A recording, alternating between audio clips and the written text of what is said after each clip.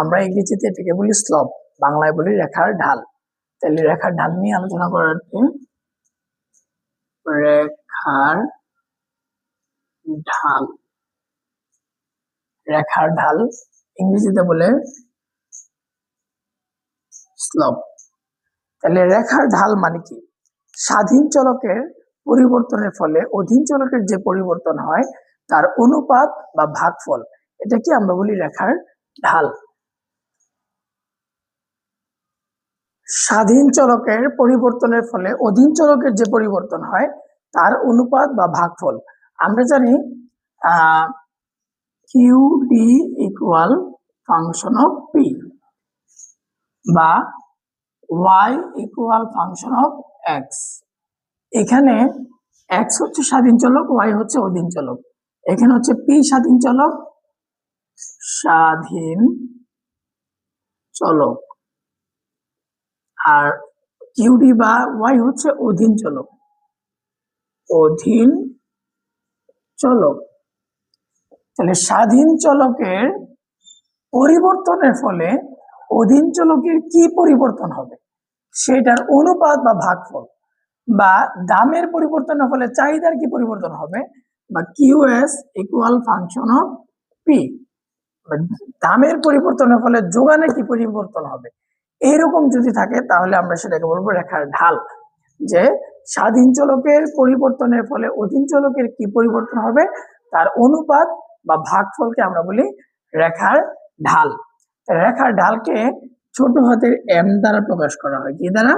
ছোট হাতের এম দ্বারা, equal del y by del x. ছোট হাতের এম যদি দেখো তাহলে বুঝবা এটা রেখার ঢালকে মিন করতেছে। তাহলে m equal del y by del x. তাহলে ডেল ওয়াই মানে কি? ডেল ওয়াই মানে লম্ব অক্ষ, লম্ব অক্ষের পরিবর্তন,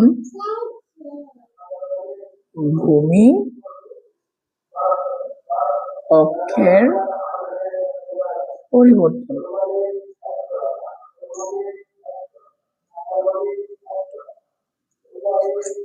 ধরি আমরা এটা হচ্ছে লম্ব অক্ষ, এটা হচ্ছে ভূমি অক্ষ, এটা হচ্ছে অধীন চলক, আর এটা হচ্ছে স্বাধীন চলক। তাহলে ডেল ওয়াই মানে ডেল মানে ডেল্টা, ডেল্টা মানে পরিবর্তন। তাহলে লম্ব অক্ষের পরিবর্তন, ডেল এক্স মানে ভূমি অক্ষের পরিবর্তন। লম্ব অক্ষের পরিবর্তন, ভূমি অক্ষের পরিবর্তন। আমরা এটাকে আরো কিভাবে লিখতে পারি? অধীন চলকের পরিবর্তন বাই স্বাধীন চলকের পরিবর্তন। তার মানে লম্ব অক্ষকে আমরা বলি অধীন চলক, ভূমি অক্ষকে বলি স্বাধীন চলক। এই যে এখানে y equal function of x, আবার এখানে সুন্দর করে লিখি y equal function of x. তাইলে এই y হচ্ছে অধীন চলক, x হচ্ছে স্বাধীন চলক। Del y by del x, তার মানে অধীন চলক আর স্বাধীন চলক এর পরিবর্তনের অনুপাত। তাহলে অধীন চলক বলতে পারি, আবার এটা এইভাবেও লিখতে পারি আমরা, y অক্ষের পরিবর্তন বাই এক্স অক্ষের পরিবর্তন, এভাবে লিখতে পারি যে del y by del x, এরকম লিখতে পারি। আবার টেন থিটা দিয়েও প্রকাশ করা যায়। ত্রিকোণমিক, আমরা 9 10 ত্রিকোণমিতি পড়ছিলাম, ত্রিকোণমিতি। তো ত্রিকোণমিতি টেন থিটা ইকুয়াল লম্ব বাই ভূমি। এইভাবে আমরা কিন্তু y ইকুয়াল 5 প্লাস 5x, আমরা যদি এই রকম একটা অঙ্ক করি তাহলে আমাদের রেখার ঢাল কেমন হবে দেখি আমরা। হ্যাঁ, তাহলে ধরি আমরা x ইকুয়াল 1 হলে, আগে এটা সমীকরণ করতে হবে। এটা যেহেতু y ইকুয়াল 5 প্লাস 5x, তার মানে এটা হচ্ছে চাহিদা যোগান সমীকরণ, তাই না? x ইকুয়াল 1 হলে y ইকুয়াল 5 প্লাস 5 ইন্টু 1 কত হয়? 5 চৌকে 5 আর 5 10।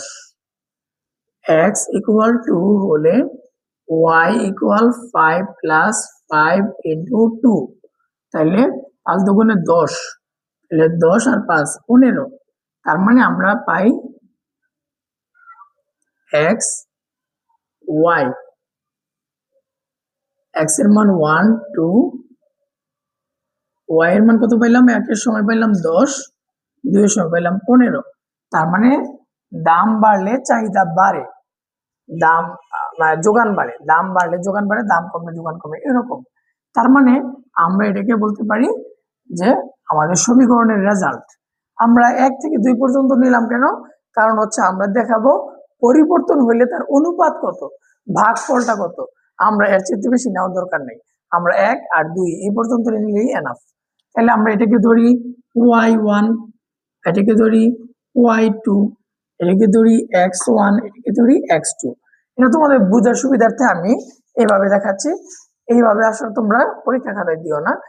এখানে 1 কে আমরা x1 ধরছি, 2 রে x2 ধরছি, 10 কে y1 ধরছি, 15 কে y2 ধরছি। এখন আমরা এই যে এখানে সূত্রটা লিখছিলাম, এই সূত্র অনুযায়ী যদি আমরা অঙ্কটা করি তাহলে কি হবে? m equal del y by del x, এটা ছিল সূত্র। তাহলে del y by del x এর সূত্র কি? y2 minus y1 x2 minus x1। তার মানে দ্বিতীয়টা থেকে প্রথমটা বিয়োগ দিতে হবে। তাহলে আমরা কি লিখতে পারি? মানে এখানে x2 কত ছিল? 2, x1 কত? 1, y2 কত? 15,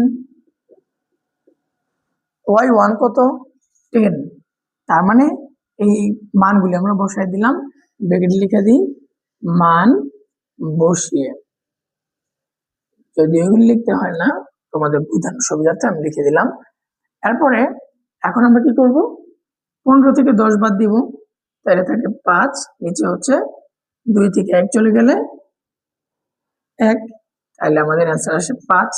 এই 5ই হচ্ছে আমাদের, সুতরাং m সমান সমান 5। তার মানে এটা হচ্ছে আমাদের রেখার ঢাল নির্ণয়। এখন আমরা যদি এই রেখার ঢালটা চিত্রের মাধ্যমে দেখাই তাহলে কিভাবে দেখাবো? লম্ব অক্ষে y, অধীন চলক, ভূমি অক্ষে x, স্বাধীন চলক। তাহলে 1 2 1 2, আর লম্ব অক্ষে 10 এবং 15, 5 10 15, 5 10 15। এইভাবে যদি আমরা চিত্রটা করি, 1 এর সময় কত? 10, 1 1 2, 1 এর সময় 10, 2 এর সময় 15। তাহলে আমরা যদি এই দুইটা বিন্দু যোগ করে দিই, এস এস যোগান রেখা এ বি। এখন তোমরা একটু খেয়াল করো, আমরা লম্ব অক্ষকে ডেল ওয়াই ধরছি, ভূমি অক্ষকে ডেল এক্স ধরছি। তাইলে আমরা যদি এইখানে ডেল ওয়াই এর অঙ্কটা করে ফেলি, y2 মাইনাস y1 কত ছিল? 15 মাইনাস 10 সমান সমান 5, আর ডেল এক্স সমান সমান x2 minus x1 minus x সমান সমান 1। তার মানে 5 কে 1 দিয়ে ভাগ দিলে আমরা পাই 5। তার মানে লম্ব অক্ষের পরিবর্তনকে ভূমি অক্ষের পরিবর্তন, ভূমি অক্ষের পরিবর্তনকে লম্ব অক্ষের পরিবর্তন, এই দুইটাকে আমাদের কি করতে হবে? ভাগ দিতে হবে, অনুপাত করতে হবে, তাহলে আমরা রেখার ঢাল পেয়ে যাব। তাহলে রেখার ঢাল কি কিভাবে আসতে পারে? এইরকম সমীকরণ আকারে আসতে পারে, বা এইরকম সূচি আকারে আসতে পারে, অথবা গল্প আকারে আসতে পারে। যে একটি দ্রব্যের দাম যখন 1 টাকা, তখন যোগান 10 একক, দাম বৃদ্ধি পেয়ে 2 টাকা হওয়ায় যোগান বৃদ্ধি পেয়ে 15 একক হয়েছে। এরকম গল্প আকারেও আসতে পারে, অথবা চিত্র আকারেও আসতে পারে, চিত্রের মাধ্যমেও এই অঙ্কটা দিতে পারে। আশা করি তোমরা বুঝতে পেরেছো।